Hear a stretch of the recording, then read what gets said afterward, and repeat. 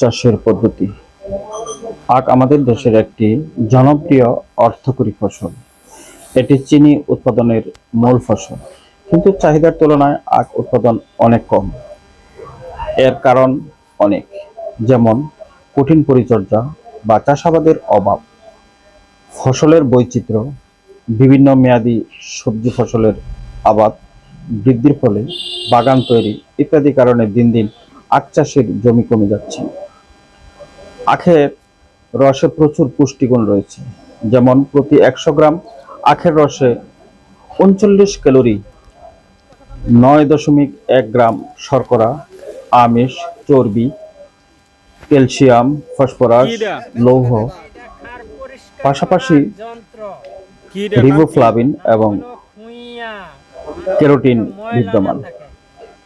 পরিপক্ক আখে শতকরা 80 ভাগ পানি, 8.16 ভাগ সুক্রোজ, 0.52 ভাগ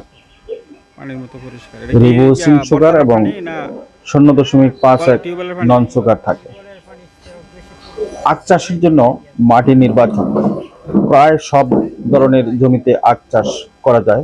উঁচু এবং মাঝারি উঁচু জমিতে আখ চাষ ভালো হয়। তাছাড়া আখ উৎপাদনের উপযুক্ত পানি নিষ্কাশনের ব্যবস্থা, এঁটেল দোআঁশ ও এঁটেল দোআঁশ মাটি উপযুক্ত। জাত নির্বাচন করতে হবে। আমাদের দেশে আখের বিভিন্ন ধরনের জাত রয়েছে। এর মধ্যে উল্লেখযোগ্য হচ্ছে ঈশ্বরদী 2/54, ঈশ্বরদী 16, 20, 32, 40, BSR আই আখ 41 এবং 44 অমৃত ইত্যাদি ধরনের আখ রয়েছে আমাদের দেশে। জমি প্রস্তুত প্রণালী। আখ একটি দীর্ঘমেয়াদী, লম্বা ও ঘন শেকড় বিশিষ্ট ফসল। সেজন্য আখের জমি গভীর করে 5 থেকে 6টি চাষ ও মই দিয়ে ভালোভাবে তৈরি করতে হবে। এ সময় একর প্রতি 4 টন গোবর বা আবর্জনা সার দেওয়া ভালো। রোপণের সময় অক্টোবর থেকে ফেব্রুয়ারি মাস পর্যন্ত চারা রোপণ করা যায়, তবে চারা রোপণের উত্তম সময়ের মধ্যে সেপ্টেম্বর থেকে নভেম্বর মাসে শেষ পর্যন্ত প্রতি হেক্টর প্রতি 30 থেকে 35 হাজার কাটিং বা সেট বীজ প্রয়োজন হয়। রোপণ পদ্ধতি। আমাদের দেশে সাধারণত দুভাবে আখ রোপণ করা হয়। এক, প্রচলিত পদ্ধতি, 3 চোখ বিশিষ্ট আখখণ্ড নালার মধ্যে একটি লাইনে মাথায় মাথায় রোপণ করতে হয়, অথবা বেড়া পদ্ধতি বা দু-সারি পদ্ধতিতে আখ চাষ করা যায়। আখখণ্ড স্থাপনের পর 5 সেন্টিমিটার বা 2 ইঞ্চি মাটি দিয়ে আখখণ্ড ডেকে দিতে হবে। 2 নাম্বার, 1 বা 2 চোখ বিশিষ্ট আখখণ্ড পলি ব্যাগ বা বীজতলায় চারা তৈরি করে জমিতে রোপণ। আখ চাষে এ পদ্ধতিতে এখন পর্যন্ত আধুনিক। সাধারণত 1 মাস বয়সের আখের চারা রোপণ করতে হয়। এক্ষেত্রে লাইন থেকে লাইনে দূরত্ব 3 ফুট বা 90 সেন্টিমিটার বা চারা থেকে চারার দূরত্ব 2 ফুট বা 60 সেন্টিমিটার রাখতে হয়। পরিচর্যা। আখ গাছ বড় হলে যাতে হেলে না পড়ে, সেজন্য আখ গাছ কয়েকটি মিলিয়ে বেঁধে দিতে হয়। আখের শুকনা পাতা ঝরে পড়া না বলে শুকনা পাতা ছিঁড়ে কেটে ফেলতে হবে। মাটিতে বাতাস চলাচলের জন্য মাঝে মাঝে মাটি আলগা করে দিতে হবে এবং 2-3 বার আগাছা পরিষ্কার করে দিতে হবে।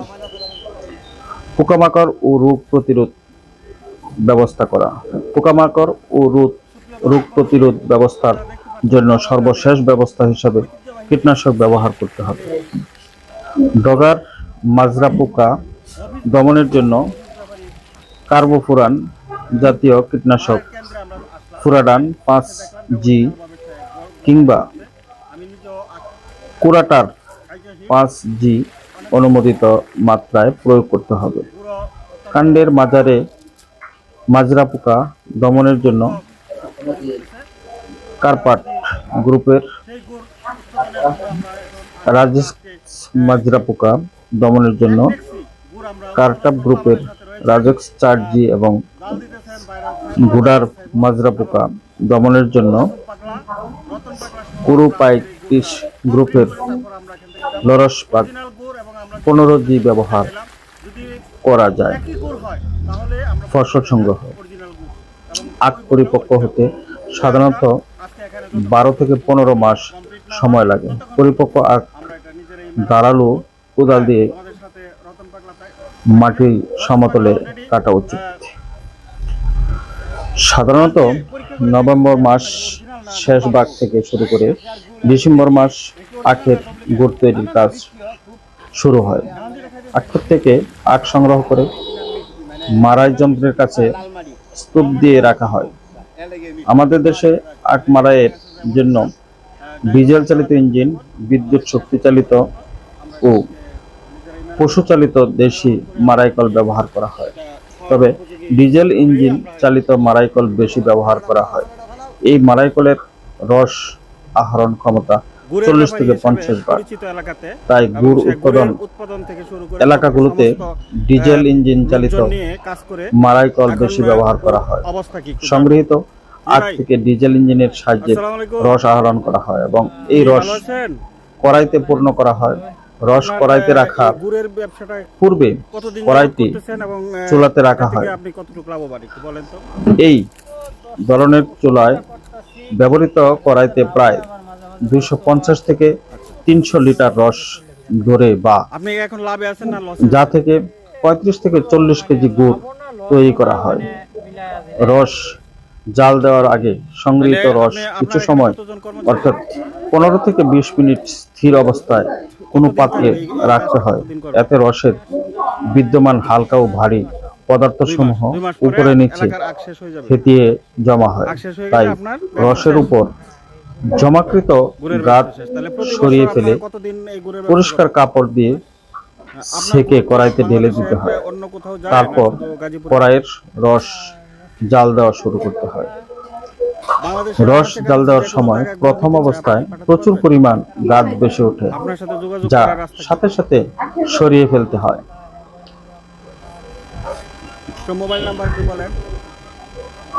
গাদ পরিষ্কার করার জন্য রস পরিষ্কারক হিসাবে উদ্ভিদ নির্যাস যেমন বন, ঢেঁড়স, উলট কম্বল, শিমুলের ছাল বা ঘৃতকুমারী ইত্যাদি আঠালো নির্যাস ব্যবহার করা হয়।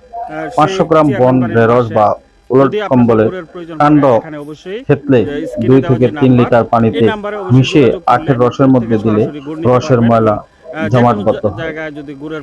এই ময়লা খুব সহজে ছাঁকনি দিয়ে ছেঁকে